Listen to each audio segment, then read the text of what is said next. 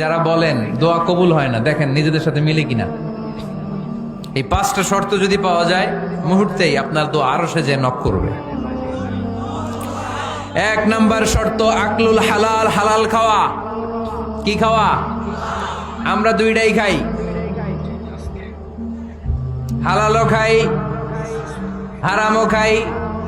বেশি খাই কোনটা? হ্যাঁ, কি খান?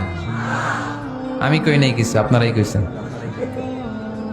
নিজের উত্তরে নিজে ধরা না।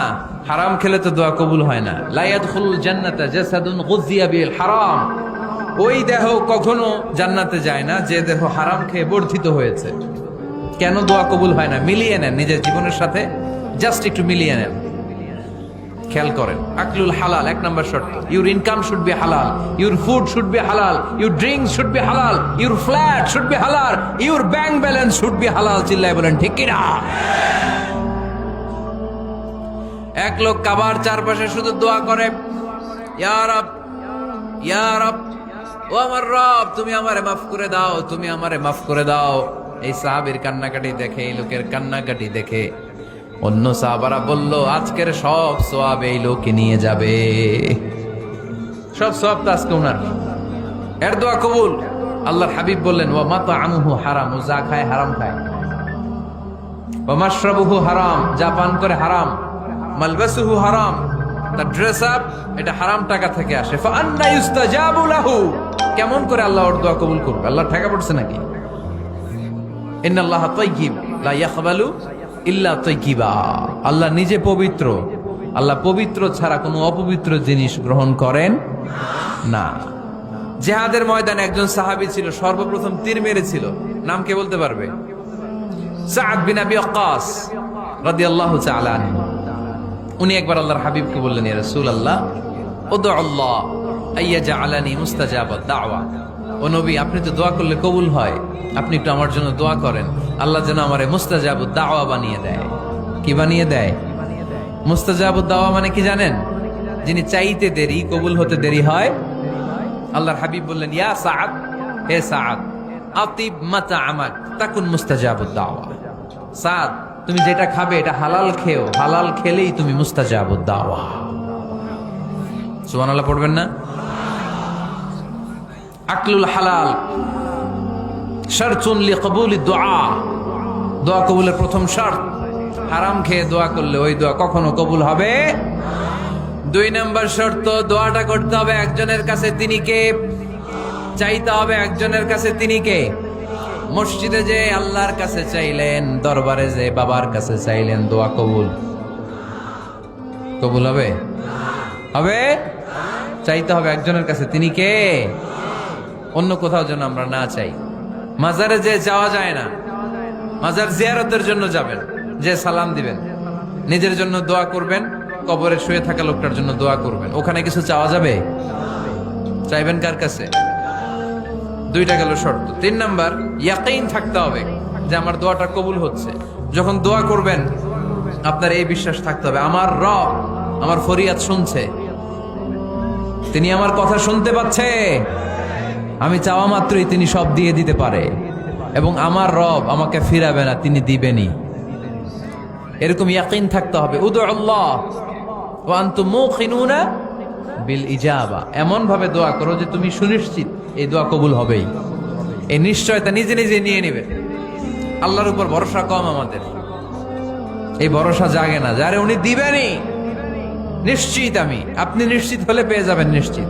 আপনার মধ্যে যদি সন্দেহ, হায় রে কবুল হয় না, না হয়, ওই দোয়া জীবনও কবুল হবে না। ঠিক কিনা?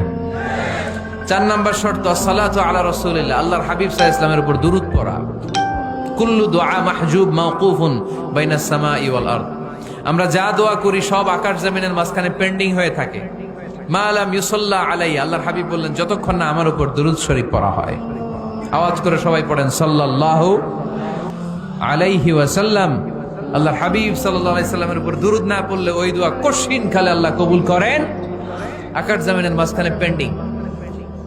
মেসেজ করেছেন আপনার বন্ধুকে, আপনার মোবাইলে টাকা নাই, মেসেজটা কি হয়ে থাকে? পেন্ডিং, তাই না? যখনই টাকা ঢুকাবেন সাথে সাথে সেন্ট, আপনার সব দোয়া পেন্ডিং হয়ে আছে আকাশ, আজকে দুরুদ করে দিবেন, সব সেন্ট মুআল্লাক, সব ঝুলে থাকে। মাহজুবুন মুআল্লাকুন বাইনাস সামাই ওয়াল আরদ। মনে থাকবে ভাইরা। 5 নাম্বার সর্বশেষ শর্ত হলো মুওয়াফাকাতুদ দুআই বিদ-দাওয়াব।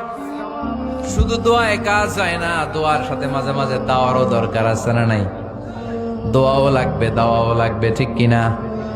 আপনার ছেলের জন্য আপনি দোয়া চাইতে আসলেন, হুজুর দোয়া করেন। অনেকে কলম নিয়ে আসে আমাদের কাছে, কলম। আমি ভাবছি আমারে গিফট করবে, পরে কয় না, গিফট না, ফুদিয়া দেন, ফুদিয়ে দেন। কেন? আমার ছেলের পরীক্ষা, আপনার ফু পাইলে গোল্ডেন এ প্লাস। আমি কই সর্বনাশ, লেখাপড়া না করলে ডবল জিরো পাবে, দোয়ায় কাজ হবে না। আগে পড়াশোনা করতে হবে, তারপরে দোয়ায় কাজ হবে, ঠিক কিনা? দোয়াটা ভ্যালিউ অ্যাড করে, ইট অ্যাডেড দ্য ভ্যালিউ। কিন্তু আগে লাগবে লেখাপড়া, আগে লেখাপড়া। অসুস্থ হয়েছেন, খালি দোয়া চাইতেছেন, চিকিৎসা নেয়া বড় সুন্নাহ। আল্লাহর হাবিব সাল্লাল্লাহু আলাইহি ওয়াসাল্লাম অসুস্থ হলে চিকিৎসা নিতেন, সুবহানাল্লাহ পড়েন। দোয়ার সাথে দাওয়া লাগবে। এক ছেলে পীর সাহেব হুজুরের কাছে দোয়া চাইছে, হুজুর আমার সন্তান নাই, আল্লাহ যেন একটা ছেলে দেয়, দোয়া করেন। হুজুর দোয়া করছে, ছেলে হয় নাই। পরের বছর আবার দোয়া, হুজুর দোয়া করেন আল্লাহ যেন ছেলে দেয়, ছেলে হয় নাই। তৃতীয় বছর আইসা বলে, হুজুর দোয়া করেন, ছেলে হয় নাই। পীর সাহেব হুজুর মনে মনে কয়, ঘটনা কি? ওর ছেলে হয় না কেন? জিজ্ঞেস করলো, বাবা তুমি কি বিয়ে করছো? কয় না, বিয়া তো করি নাই। পীর সাহেব হুজুর বললেন, আগে বিয়েটা তো করবি, তারপরে না সন্তান। তো বিয়ের পর্বটা তো সারো, তবেই না সন্তান পাওয়া যাবে, ঠিক কিনা? দোয়ার সাথে দাওয়া লাগে। আল্লাহর হাবিব সাল্লাল্লাহু আলাইহি ওয়াসাল্লামের আঙ্গুলে একবার বিচ্ছু পোকা কামড় দিল, প্রচন্ড ব্যথায় বিশ্বনবী কাতরাচ্ছেন, রেগে গেলেন আর বললেন, ও বিচ্ছু, মানুষও চিনোস না, নবীও চিনোস না, কোথায় কামড় দিবি, জায়গা পেলি না। কিন্তু বিশ্বনবী ব্যথা পাচ্ছেন। আম্মা জান আয়েশাকে বললেন, রাদিয়াল্লাহু তাআলা আনহাকে বললেন, লবণের পানি নিয়ে আসো, গরম দাও, ঢালো। উনি আরাম পাচ্ছেন, আর সূরা ইখলাস পড়ে ফু দিতে লাগলেন, ফাতিহা পড়ে ফু দিতে লাগলেন। গরম পানি ঢালা শেষ, ফু দেওয়া শেষ, আঙ্গুলের ব্যথাও। দেখছেন কি কম্বিনেশন? দোয়াও লাগে, সাথে সাথে কি লাগে? দাওয়াও লাগে। দোয়া আর দাওয়া দুইটার সমন্বয়ে আপনাকে সফলতা দিবে কে? সফলতা একজনই দেয়, তার নাম জোরে বলতে হবে, তিনি কে? ব্যবসা যদি মন্দা থাকে, ব্যবসায় সফল হতে চান, সফলতা এনে দিবে কে? বিসিএস পরীক্ষা দিচ্ছেন, রিটেনে পাশ করেন না, পাশ করায় দিবে কে? বিয়ের ব্যবস্থা হচ্ছে না, ব্যবস্থা করে দিতে পারে কে? পাসপোর্ট জমা দেয়া, হুজুর ভিসা লাগে না, হুজুর কিচ্ছু করতে পারবে না, করতে পারে একজন, চিল্লায় বলেন তিনি কে? এজন্য বিপদে আপদে সব সময় আমরা ভরসা রাখবো আমাদের আল্লাহ রাব্বুল ইজ্জা ওয়াল জালালের উপর। আল্লাহর কাছে আমরা বেশি বেশি চাইবো। আল্লাহ ছাড়া কারো দরবারে আমরা হাত পাতি না, চিল্লায় বলেন ঠিক কিনা? আমরা ফকির একজনের দরবারে, ঘাটে ঘাটে আমরা ফকির হইতে রাজি না, আমরা একজনের দরবারে ফকির। দরবারটা কার? দোয়া একটা শিল্প। যে টিপস গুলো শিখাইলাম আজকে, এগুলোর আলোকে আমরা যেন দোয়াটাকে আত্মস্থ করতে শিখি, যাতে দোয়া করার সাথে সাথে এই দোয়া আরো সে কবুল হয়ে যায়। আল্লাহ আমাদের সবাইকে কথাগুলো বুঝা আরো আমল করার তৌফিক দান করো।